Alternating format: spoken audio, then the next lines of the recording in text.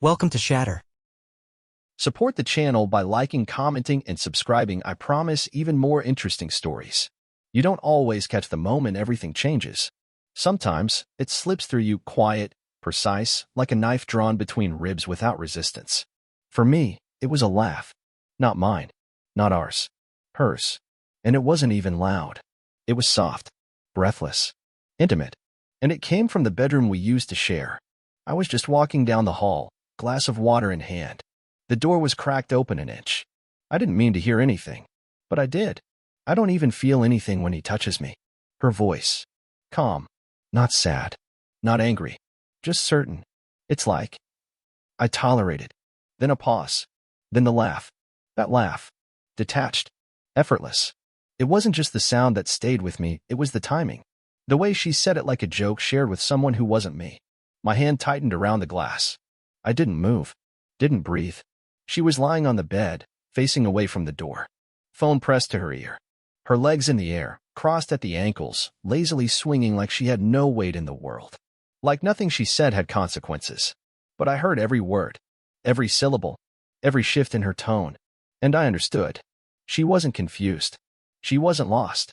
She had already decided. I just hadn't been notified. She wasn't reaching out to save something. She was narrating the end of it. My end. I didn't barge in. I didn't demand names or reasons. That would have made her the victim, wouldn't it? Poor girl, caught in a man's jealous rage. No. I walked into the kitchen and set the glass down carefully. Too carefully. That's when I knew. She wanted distance. She was about to learn what real distance felt like. Not the performative kind. Not sleeping in separate beds or needing space. I mean actual distance. Emotional starvation. Tactical withdrawal. And the beauty of it? She wouldn't even notice at first. That was the point. That night, she came out of the room like nothing happened. Threw a casual smile at me, the kind that used to melt me a decade ago. Kissed my cheek like I still belonged to her. I smiled back. Not warmly. Not coldly. Just like a man who had already made a decision. She didn't notice. Of course she didn't. Because women like her, women who trade intimacy for applause, never notice the silence until it's too loud to ignore. I went to bed that night and stared at the ceiling. I didn't cry. Didn't rage. Didn't plan. I just made a promise. To myself. She wanted independence? She was going to choke on it. The next morning, I made 1 cup of coffee. Just one. No second mug. No cream the way she liked it. No little note with a joke or reminder like I used to leave when I left early for work. She didn't notice. Or maybe she did, but pretended not to. That was her way, ignore reality until it becomes inconvenient to ignore. But I noticed everything. She got dressed like she was auditioning for someone. Not for me. Not for work. For some imagined audience. Maybe the one she was texting late at night when she thought I was asleep. Her perfume hit me like a stranger walking through my home. She left without a word. That's when I opened her laptop. Not to spy. Not out of jealousy. Just curiosity. Cold, methodical curiosity. There were no surprises. Just confirmations. A hidden folder of photos I hadn't seen before, one she had taken in the mirror, the kind you don't send to your husband unless you're playing a role. I didn't open the messages. I didn't want names. That wasn't the point anymore. What mattered was control. She believed she had time. That I would wait in emotional limbo while she explored whatever fantasy she was chasing. She thought I'd be frozen in place, loyal, passive, quietly devastated. But I wasn't that man anymore. While she played with her options, I started building mine. I closed the joint account. Moved half the funds to a new one. Legal. Clean. No drama. Just boundaries. I backed up every financial document. Changed every password she had access to. Removed her as a secondary contact on everything from insurance to utilities. I ordered new locks. I wasn't acting out of rage. This wasn't revenge. This was clarity. She thought the silence meant weakness. That's what makes them reckless. They mistake stillness for indecision. But silence is a strategy, the deadliest kind. That week, I moved out of the shared bedroom. Quietly. No announcement. Just started sleeping in the guest room. She didn't comment. Maybe she thought it was temporary. A phase. She didn't realize the man she married had already left. I started going to the gym again. Late hours. Kept the lights off when I got home. Showered without sound. Moved like a ghost through the house. And she kept pretending. Posting curated selfies. Hashtags about healing and personal growth. Quotes about freedom. Her followers loved it. They didn't see the irony. They never do. But I did. Every time I saw one of those posts, it felt less like betrayal and more like evidence. Evidence that she had already rewritten the story. That's when I decided I wouldn't just leave. I'd erase my part in her life so cleanly, she'd feel it like phantom pain. She wanted to live like I didn't exist? Perfect. I was about to make that dream come true. It took a week before the silence started pressing against her. Not because she cared, but because she wasn't getting the response she was used to. That's how people like her operate. They throw a grenade and stand back to watch the damage, expecting smoke, tears, maybe even a desperate plea to come back to the way things were. But when there's no explosion, just calm, that's when they start to unravel. She came home one night, a little too late, wearing lipstick she didn't leave the house with. I was sitting on the couch reading, not looking up. She hovered in the doorway for a second, waiting. No reaction, no questions, just the sound of a page turning. She cleared her throat, walked past me without a word, and I heard her drop her bag harder than necessary, the silent language of someone desperate to be noticed. I didn't blink. That night, she posted a photo from the bathroom mirror, captioned it with something vague about finding your power. The comments rolled in from her curated audience. Hearts, fire emojis, queen, glow up, living your truth. She scrolled through them with a smirk, right next to me in bed. But none of that was for me. Not anymore. She didn't understand it yet, but the distance wasn't hers to dictate. It was mine, and I was expanding it daily. I canceled our shared streaming accounts, quietly removed her profiles. I started using a separate grocery service, started shopping for meals for one. I even got rid of the wine she liked, replaced it with brands she never touched. Everything that had once said us was being dissected and replaced. Still, she tried to pretend. One evening, she lit candles in the living room, the same ones we used to burn on date nights. She opened a bottle of red, poured 2 glasses, and waited on the couch in something she hadn't worn in years. I walked in, nodded, grabbed my gym bag, and said I had a late session.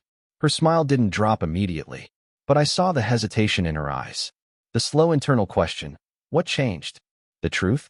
She changed, and I stopped participating in her illusion. She had crafted this narrative where she was the one evolving, the one growing, the heroine of her own self-love arc. But evolution doesn't require betrayal. Growth doesn't leave wreckage in its wake. She didn't want independence. She wanted options. She didn't want freedom. She wanted backup. But I was no longer available for rescue. That weekend, I booked a solo trip. Cabin. Mountains. Disconnected. She saw the booking email on the shared calendar. Didn't ask questions. But her energy shifted. She walked around the house slower. Looked at me longer. Cooked once, something I used to love. Left it on the stove, didn't mention it. I didn't touch it. The next day, she left a note on the table. Not handwritten. That would have been too sincere. Just a post-it. We should talk soon. I threw it away without reading the back. She thought silence was a game. She hadn't learned yet that it was war. And I was already winning. I think the first time she truly felt it was the night I didn't come home. It wasn't planned. Not consciously. I just stayed late at the gym, drove around afterward, parked somewhere quiet, and sat in the dark with the engine off. Let the silence wrap around me, not as punishment, but as preparation. When I walked in, it was almost midnight. The house was dark, but I could feel her waiting, not out of concern, but confusion. She wanted to ask where I'd been. I saw it in the way her body stiffened when I entered. But she didn't, because asking would mean caring, and that would break character. I went straight to the guest room, shut the door, locked it. In the morning, she had already made coffee. 2 cups this time.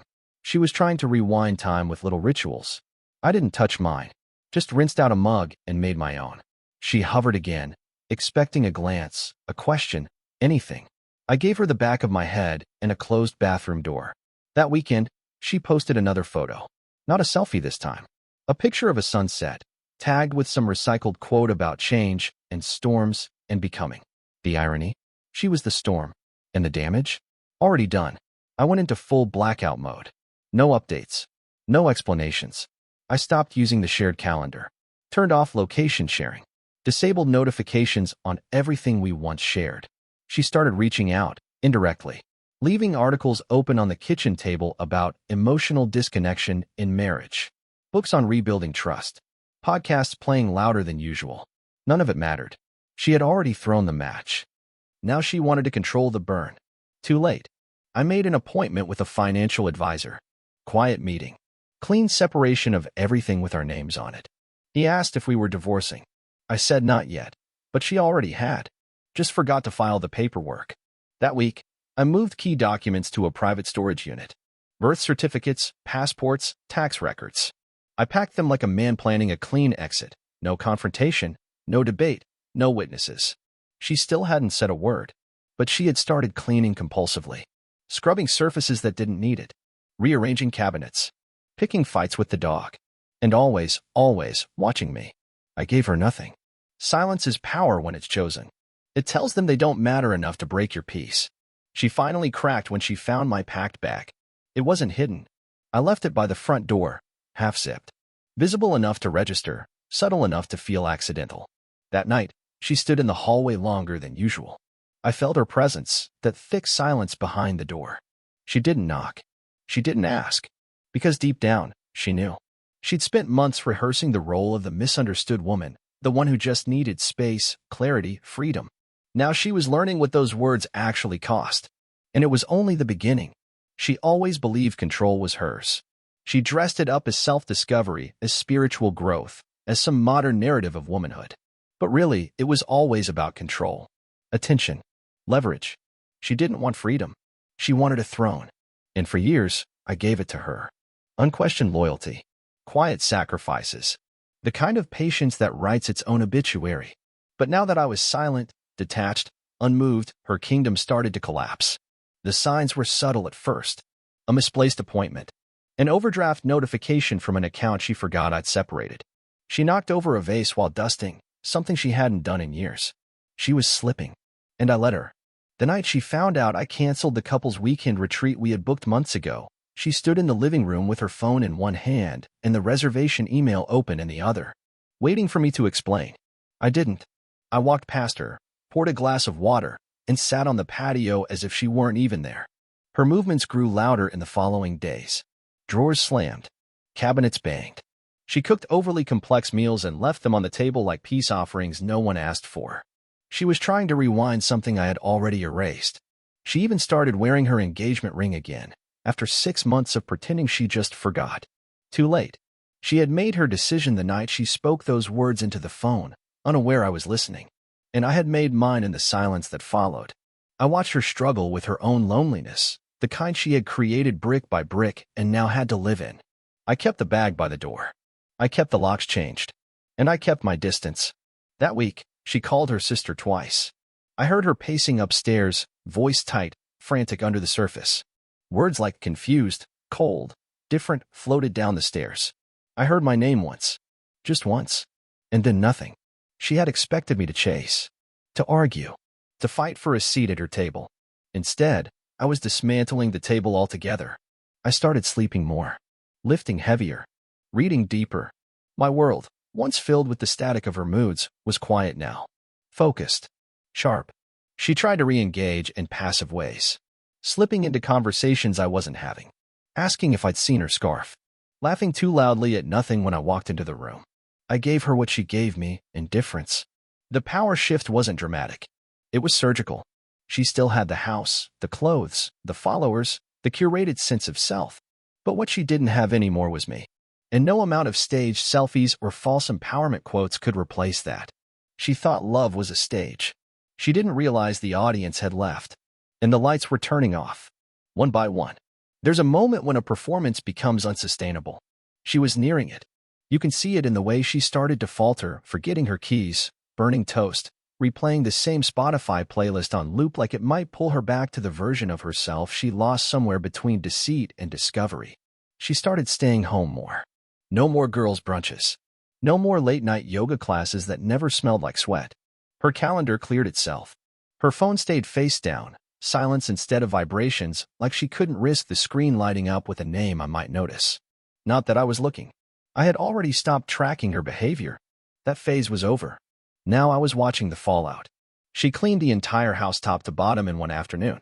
Reorganized the closet, color-coded the pantry, rearranged the living room furniture like maybe if she changed the space, she could change the story. It didn't work. The house didn't feel cleaner. It felt desperate, like she was scrubbing the evidence of a lie that didn't leave stains, only silence. She started baking again, left cookies on the counter like bait. The same ones she used to make when things were good, back when small gestures felt sincere. I walked past them, didn't touch a single one. The silence wasn't just a punishment. It was a lesson. She needed to understand that this wasn't about the betrayal anymore. It was about who she became after it. The woman who laughed on the phone while erasing me. The one who wore freedom like a badge, only to choke on it when she realized it came with responsibility. That weekend, I visited my parents. Stayed the night. Didn't text. Didn't check in. When I returned, she was waiting in the driveway. Not angry. Not emotional. Just hollow. She tried to play it off, like she was grabbing something from her car, like it wasn't deliberate. But her eyes said everything. They always do. She looked at me like a question. I gave her nothing. She followed me inside but stayed behind, lingering in the kitchen while I unpacked upstairs. I heard drawers open and close. The clink of glass. The pause between footsteps. She was hoping I'd come down. I didn't. Later that night, I heard her crying in the shower. Not loud. Not performative. The kind of cry you don't want anyone to hear. But I heard it. And still I did nothing. Because by then, my decision wasn't a reaction anymore. It was a path. And I was already halfway down it. She had mistaken silence for a phase. She thought it was temporary. She didn't realize it was permanent. The absence wasn't punishment. It was preparation. And the door she thought I might still leave open? Already locked. From the outside. I don't know when exactly it happened, but at some point, her denial broke.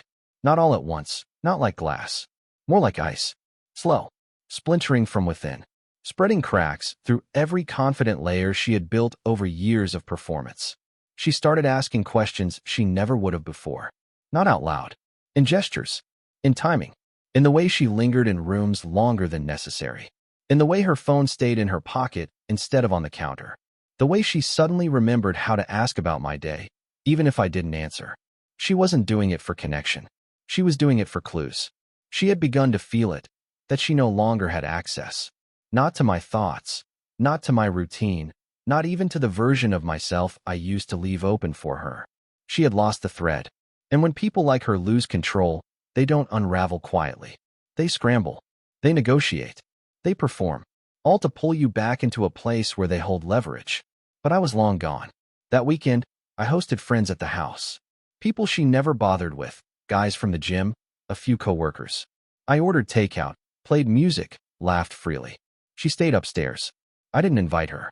Didn't introduce her when she hovered in the hallway pretending to look for something.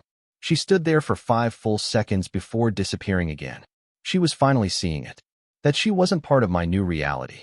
She wasn't even close to it. The next morning, I found her sitting on the porch. Hair undone. Coffee untouched. Eyes red. She looked like someone who had just started grieving something they weren't sure how to name. But I knew. She was mourning relevance. She had always assumed that even if she strayed, even if she humiliated me behind closed doors, the bond would hold. That I'd stay. Because I was this stable one. This safe choice. The backup plan. But I wasn't a plan anymore. I was a verdict. And the sentence had already been handed down. That night, she made one last attempt. She lit candles. Ordered my favorite takeout. Wore the same perfume from the night we got engaged. She waited at the table. Plates set. Wine poured. Eyes on the door. I walked in, looked once, and walked past. Straight to the bedroom. Didn't say a word. Didn't have to. The silence screamed louder than any confrontation could. I heard her crying again later. This time downstairs. In the same room where she once whispered to someone else that I didn't excite her anymore. I lay there in the dark, unmoved. Because that version of me, the one who would have cared, who would have broken, was already gone. And the woman sitting in the ruins of our shared past? She wasn't mine anymore. She belonged to the silence she created. And now, she was finally hearing it. I remember the exact moment she broke character. She came downstairs with wet hair and no makeup, something she hadn't done in years. She looked like a person who had been up all night rethinking every decision that brought her here. She sat across from me, hands clenched, breath shallow. She tried to speak twice, then stopped. She looked at me like she was trying to find an old version of me in my face, the one who used to soften at her confusion, lean in when she pulled back. He wasn't there. And the silence wasn't waiting for her to fill it anymore. It was the answer. That day, I finalized everything. I had already separated the accounts, moved out what mattered, erased every shared password. But now it was official. I walked into the attorney's office and signed. Divorce documents. No fault. Clean. Precise. I left her copy on the kitchen counter that evening. No note. No warning. Just a manila envelope beside a half-burned candle she had lit the night before. She found it while I was in the backyard, trimming hedges she never cared about. I didn't hear a scream. Just silence. Followed by footsteps. Then a door closing upstairs. She didn't come down the rest of the night. She was starting to understand. This wasn't revenge. This was subtraction. This was the clean erasure of a man who had finally remembered his value. The next morning, she tried one last thing. She made breakfast, the full version, eggs and toast, and orange juice. She placed the plate near me without a word and hovered like proximity could rebuild what she'd spent months dismantling. I got up, put the plate in the sink, and left for work. No anger. No cold stare. Just absence. When I returned, the plate was still there. Untouched. Like a symbol of everything she'd failed to fix. I stayed in the guest room that night. Again. Not to punish her, but because I no longer owed her comfort. That space wasn't mine to give anymore. Later, I heard her on the phone, voice shaking, words blurred. She was telling someone that he's changed, that he's not even trying.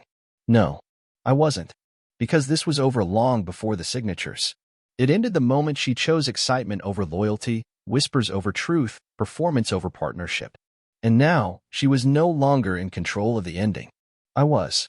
And I wasn't interested in salvaging a stage built on lies. This wasn't the dramatic final fight she expected. There was no shouting, no slammed doors, no dramatic confessions. Just silence. And departure. She thought she'd get closure. She didn't understand that silence was the closure. And soon, she would learn. Not every man begs to stay. Some leave without a word. And never look back. The thing about finality is that most people don't believe in it until it's already behind them. She thought there would be a door left open. Even after everything, the betrayal, the lies, the silent campaign to keep me emotionally starving, she believed there would be a moment when I'd crack. A last-minute confession.